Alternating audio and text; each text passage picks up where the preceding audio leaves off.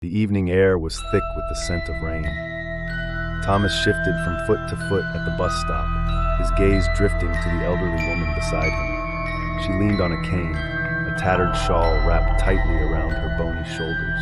Against her side, she clutched a battered leather bag. From within, the edge of an old book peeked out.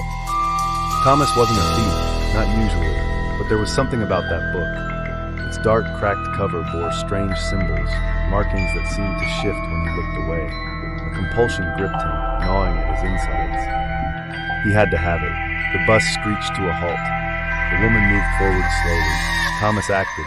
His fingers slipped into the bag, lifting the book with practiced ease. He turned, vanishing into the crowd, his pulse hammering. He never looked back.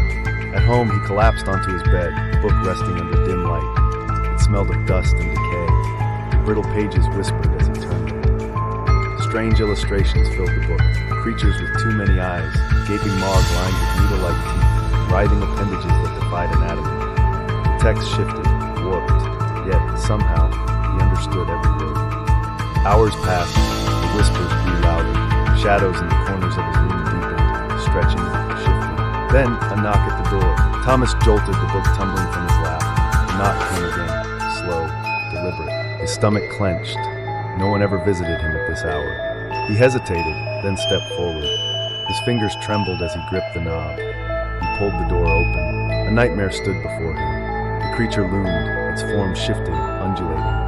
Its skin, if it could be called that, was an oily black void, eyes emerging and vanishing like bubbles in the dark sea.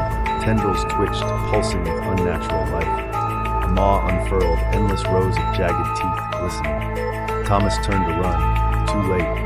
A sinewy limb lashed out, wrapping around his waist. He screamed, thrashing, but the thing lifted him effortlessly. The last thing he saw was the abyss within its throat. The room was empty, save for the book lying on the floor.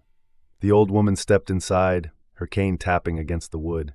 She stooped, brushing her fingers over the ancient pages, then tucked the tome back into her bag. The shadows rippled. The monster was gone. The woman smiled and walked out into the night.